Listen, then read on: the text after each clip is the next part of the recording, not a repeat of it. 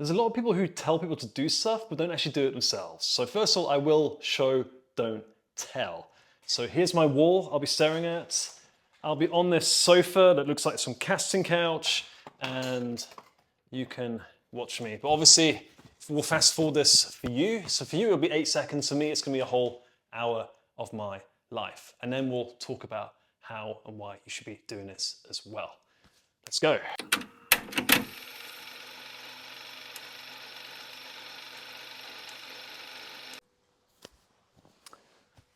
All right, okay, so that was really cool. I feel very relaxed now, very easygoing. Now, big question, should you do this as well? Matt from the future here. If you're gonna have a video title like this, you should probably give the viewer exactly what you promised early in. So I'm gonna do that before we listen to what Matt, after 1 hour 7 on the wall, has to say. Why should you stare at a wall? It's all to do with the default mode network, DMN for short. During this brain state, your brain wanders. It goes into the future, it goes into the past, and it helps you to process your emotions and feelings. This can help you to get a better feeling for who you are, who you want to be, and more importantly, if not less so, it's helpful for being creative. It can help you digest your feelings, your emotions, as well as quite complex social issues that you're going through. There are some issues related to a lack of DMN state, such as Alzheimer's, depression, ADHD, and not recovering from PTSD.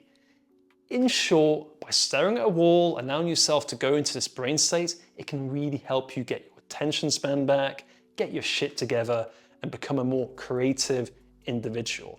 So back to past Matt. And my first thought would be maybe not yet. Now, if you're anything like me 4 years ago, 4 years, I probably wouldn't have even lasted the 6-second fast forward. My attention span is that short. I basically felt I had ADHD all the time. So I'm not sure if 4 years ago I would have been ready to do something like this. And there's a second reason why maybe it's not a good idea yet to do this, but I'm going to explain that later in this video. What I am going to do, however, is give some steps that you can take if you do want to improve your attention and your ability to be bored. I think a lot of us deep down want to go back to that more childlike state where we're not just always fidgeting. It's like you're left alone for 5 seconds and you don't want to be on your phone or scrolling, or you want to be on a computer, and it's like, just be amazing to be back in that state of mind where you're okay. You don't need a phone. You don't need anything. You're okay with a wall or a book or whatever it is. And you have your attention back. There's the old saying that all your best ideas come in the shower. And there's a reason for that, because in the shower, it's one place where we're free, right? We're not listening on a phone, we're not distracted. It's just you and the water, and that's it. And if you have none of them moments during the day, if literally the shower is the only place where you're safe from technology, then where's your creativity going to come from? Where's your big idea that's going to grow your business? How effective are you as a leader or whatever it is that you do if you can't have time to think? So let's go into some lessons. All right, so if you're looking to improve your attention, what I really recommend to everybody first, and this is what I did myself, is to start with the 1 second meditation. So what this means is, in simple terms, is you have a habit tracker, piece of paper, and you just, probably better looking than that, I hope. You have meditation underneath it, and then every single day you meditate for at least 1 second, you tick the box. So Monday, done it for 1 second, Tuesday, done it, Wednesday, done it, and you just keep on ticking the boxes for each day of the week. Now, it might sound ridiculous, 1 second, you're like, what the hell, like, done. Too easy, man. But the reality is, if you've not been meditating for weeks, months, if not years, you need to build up the habit. And what a lot of people do is they go to meditation apps, they start doing 2-minute meditation, 3-minute meditation, but 2 months, 3 months later, they're not doing it. So basically what I say, do this for 2 weeks. You can do more than a second if you like. Do as much as you like, but just make sure you at least do 1 second. If you can't do 2 weeks of 1 second meditation, then you're not ready.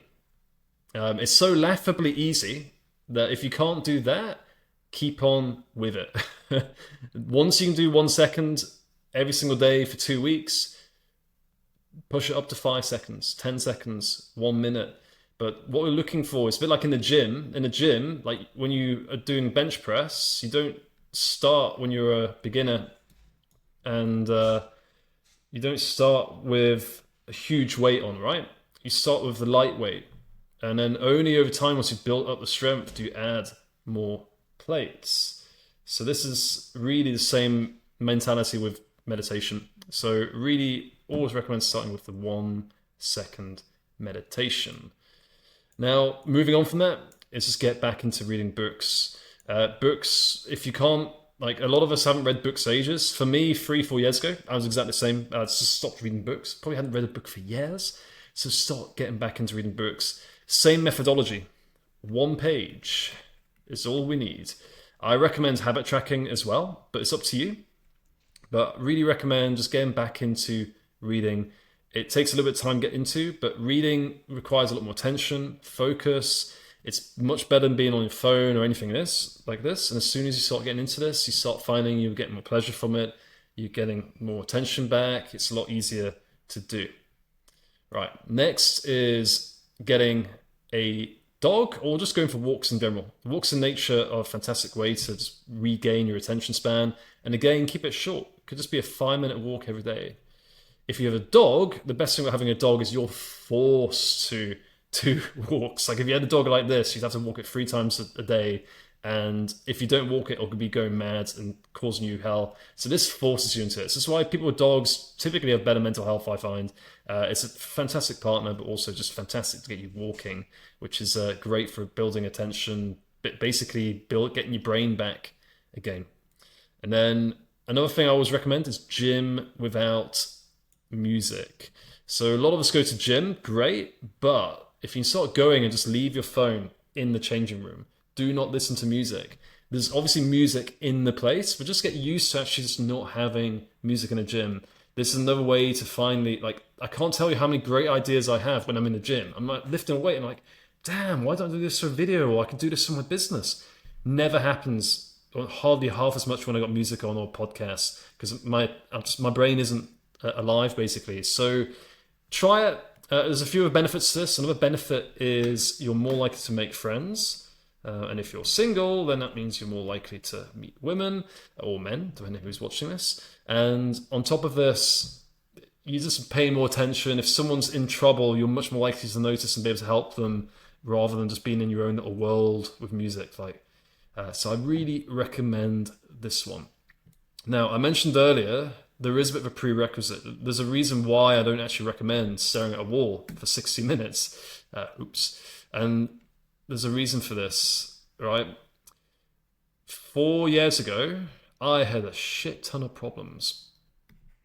Lots and lots of problems in my brain. My poor brain, it was full of problems, okay? Every negative thing you can possibly imagine, okay? So, if I stared at a wall for 5 minutes, all that's going to happen is I'm going to have all these problems fill my brain to the point where I'm going to get very agitated and it's going to be very difficult for me to focus or to feel like de-stressed, right? So, if you want to do longer meditations and if you also want to actually help do things, I really recommend solving your problems. As silly as it might sound, this is literally what I've been doing the last 3-4 years. I've been on self-improvement solidly for about 3 to 4 years. And today, I have problems still, okay? But not many. And the problems I have, I'm well aware of, and I know exactly what I need to do. If you've not had much time to yourself, if you've not been on self-improvement for a while, if you've built up a lot of problems, debts, issues, trauma, whatever it is, and these haven't been dealt with, then ultimately it's going to be very difficult to be able to focus. So I'm going to do a separate video on how to solve problems in a methodical way. But it's just a case of if you've got a lot of problems, you need to also start focusing on these problems and try and find some solutions. Otherwise, it's actually very hard to have a long attention span with all these things in the back of your mind. But the fact that you're addressing it, you're thinking about it, maybe you start writing them down. And I'm going to go more about this in another video. Then you're in the right place. Once they're all written down, you've journaled about them, then they will not really interfere as much. So this is something I wanted to mention. And that leads you on to journaling. Journaling can be absolutely fantastic. It's obviously, if you've got a lot of problems in your mind, it can be tricky. But what I say with journaling is keep it super simple. I'm going to share exactly what I do. This takes me just 1 minute to 2 minutes each nighttime. So I write one good thing that happened to me. So for today, maybe I'll say, okay, I did a YouTube video. Well done, Matt. Well done. Smiley face. Great. Then I write, next, get to do. What do I get to do tomorrow? So tomorrow I'm going to do a Murph with a friend of mine. He happens to be a YouTuber as well. More success on me on that note. Yeah, so I get to do a Murph tomorrow, which is going to be great. It's going to be a great workout. I get to see a friend as well. Okay, and then gratitude. What am I grateful for? So I'm grateful for this pen that I get to use. It's an electronic pen, so I can write on the screen. I'm not very good at writing with it, but I try. I'm grateful for anyone who's watching this, viewers, because hopefully you guys can give me feedback and if you felt this video was good or not, and ultimately maybe I help at least one person by making this video. I'm grateful for YouTube because I actually learn a lot from YouTube. As much as it does take attention from me, there's a lot of good stuff on it too. And I'm grateful for my business, which allows me to be able to make YouTube videos, which make me no money at all.